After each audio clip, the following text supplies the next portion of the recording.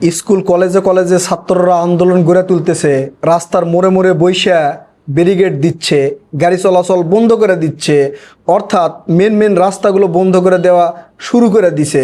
ছাত্রদের আন্দোলন শুরু থেকে যা ছিল এখন বৃহৎ আকার ধারণ করতেছে। এইদিকে আবার তারেক রহমানের গাড়িতে ঢেল মারতেছে, আওয়ামী লীগের সোশ্যাল মিডিয়ার পেজগুলোতে ছড়িয়ে দেওয়া হচ্ছে, দেশে শুরু হয়ে গেছে খেলা। ওইদিকে আবার আপা এই বছরেই বাংলাদেশে আসবে এটা নিয়েও তোলপাড়। একদিকে বন্যার পানিতে হাজার হাজার মানুষ এখন পর্যন্ত পানিবন্দী হয়ে আছে, তারা কি খাচ্ছে না খাচ্ছে, বিশুদ্ধ পানি পাচ্ছে কিনা, খাবার পাচ্ছে কিনা, সেই দিক থেকে নজর ঘুরাতে ছাত্রদের আন্দোলনের দিকে ফোকাস দেওয়া হয়েছে। আমি প্রথমেই বলি, আমি ছাত্রদের পক্ষে আছি। এহসানুল হক মিলন শিক্ষামন্ত্রী, তিনি ভুল করছে, তার ক্ষমা চাওয়া উচিত বলে আমি মনে করি। এই যে বাংলাদেশে এর আগেও অনেকবার পরীক্ষা হয় নাই, অটো পাস হয়েছে।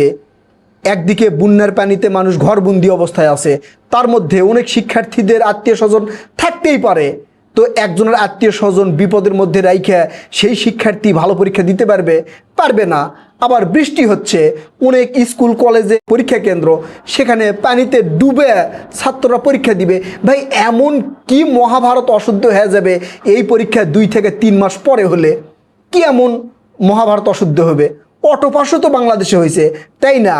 শিক্ষামন্ত্রীর মাথায় এই ভূত কে চাপালো যে বৃষ্টি হোক, বাদল হোক, যেই হোক, খরা বন্যা যেটাই হোক, শিক্ষার্থীদের পরীক্ষা নিতেই হবে? এই ভূত তার মাথায় কে ঢুকাইছে? প্রথম প্রশ্ন এইটা আমি তার কাছে কইরা গেলাম। আপনারা এখন চিন্তা করেন যে আসলেই বাংলাদেশে খেলা কোন পর্যায়ে চলতেছে আর এর পিছনে কলকাঠি কারা নাড়তেছে। আগে ছাত্রদের দাবিগুলো দেখি। ছাত্ররা দাবি করছে যে এই সার্বিক পরিস্থিতি, অর্থাৎ বন্যা পরিস্থিতি, এখন বিভিন্ন জেলায় বৃষ্টি হচ্ছে, ছাত্ররা ঠিকমতো পরীক্ষা কেন্দ্রে যেতে পারতেছে না, এইরকম পরিস্থিতি শেষ না হওয়া পর্যন্ত এই পরীক্ষা বন্ধ রাখতে হবে। একদম সঠিক যুক্তি, আমি মেনে নিছি, ধন্যবাদ। এইটা না মানা পর্যন্ত শিক্ষার্থীরা আন্দোলন চালায় যাবে, এটাও আমরা মেনে নিলাম।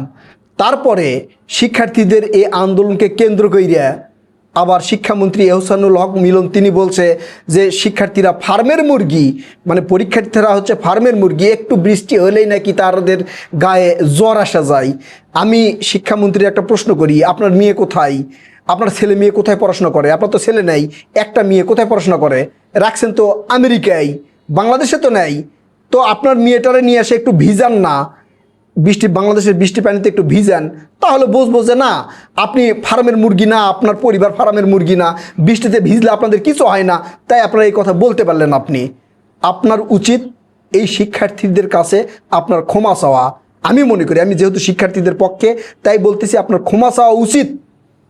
এখন ছাত্রদলের পক্ষ থেকে ছাত্রদের পক্ষে দাঁড়াইছে, আমি খুবই কৃতজ্ঞ, একই সাথে ধন্যবাদ।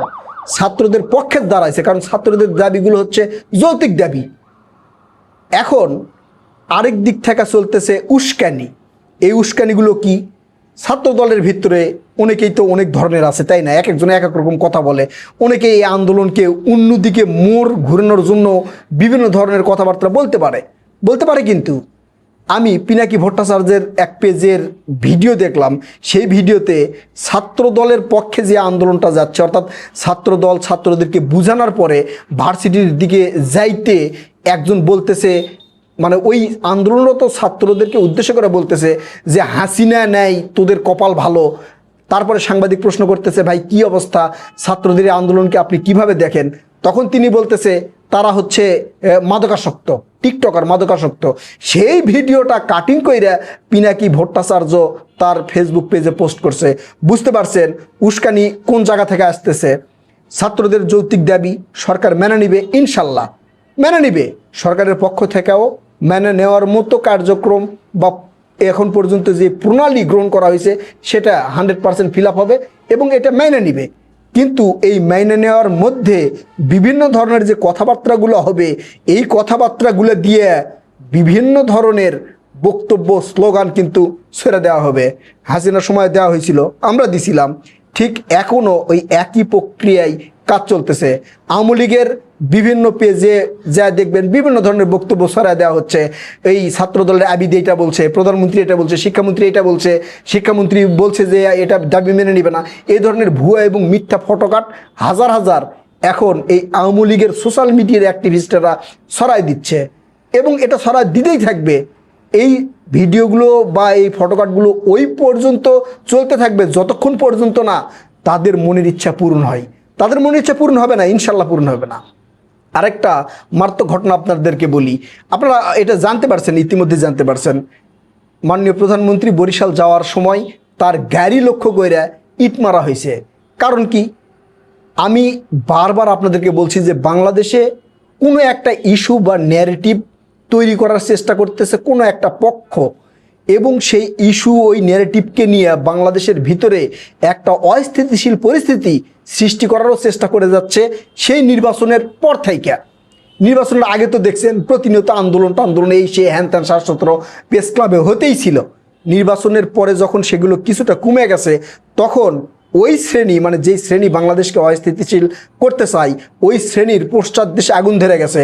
তাই তারা নানান ধরনের ইস্যু তৈরি করার চেষ্টা করতেছে, কোনো না কোনোভাবে টাকা পয়সা দেওয়া হোক, নিজেদের দলের লোক দেওয়া হোক, ভাড়া করা হোক, করার চেষ্টা করতেছে। তারেক রহমান গাড়ি বহর নিয়ে যাচ্ছে, তার গাড়ি লক্ষ্য করেই ইট পাটকেল ছোড়া হচ্ছে। চিন্তা করছেন, গোপন জায়গা থেকে, সেটা নিয়ে পুলিশ তদন্ত করতেছে। এখন সেই একই প্রক্রিয়া কিন্তু এই ছাত্রদের আন্দোলনের, ছাত্রদের দাবির ভিতরে ঢুকে গেছে। মানে পরিস্থিতি এমন চলতেছে, সরকার যখন এগুলো মেনে নিতে চাচ্ছে বা মেনে নেওয়ার মতো পর্যায়ে গেছে, তখন এই ছোট ছোট কাটিং মাটিং বক্তব্যগুলো কিন্তু ছড়াই দেওয়া হবে, ছাত্রদের ভিতরে আরও উত্তেজনা বৃদ্ধি করা হবে। ইতিমধ্যে ছাত্ররা কিন্তু বলা শুরু করছে, তুমি কে আমি কে, ফার্মের মুরগি ফার্মের মুরগি, বোঝেন নাই? এরপরে যখন এই ছাত্র দলের পক্ষ থেকে বা বিভিন্ন বিএনপির লোকজন তো এক একজন এক এক রকমের, তাই না? সবাই তো আর এক হবে না, ওই এক একজন এক এক রকম কথা বলবে, সেই কথাগুলো ব্যাপকভাবে ছড়িয়ে দেওয়ার কিন্তু চেষ্টা চলবে। আর ওই কথা নিয়েই ছাত্রদের মনের ভিতরে একটা আবেগ, উল্লাস, আবার হচ্ছে রাগ ক্ষোভের সৃষ্টি হবে। এগুলো নিয়ে একটা অস্থিতিশীল পরিস্থিতি বাংলাদেশে সৃষ্টি হবে।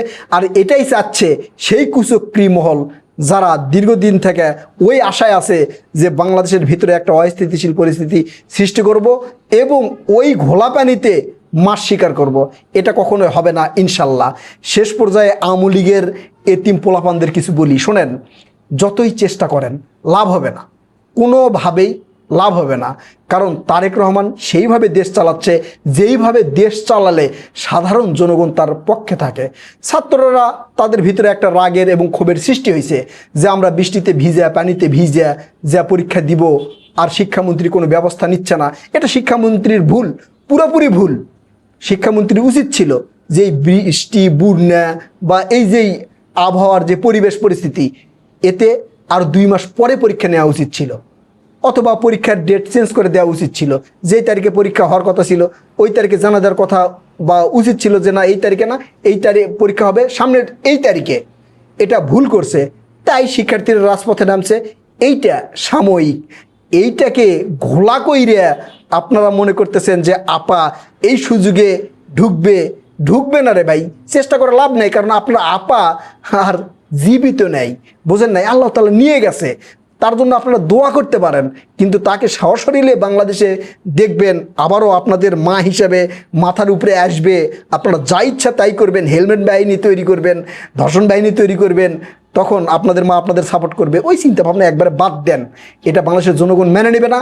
এখন যারা আন্দোলন করতেছে তারাও যদি শোনে যে আপা বা আপার উত্তরসূরি কেউ বাংলাদেশে ঢুকতেছে, এই আন্দোলনের মোড় ঘুরে যাবে ওর দিকে, বুঝতে পারছেন?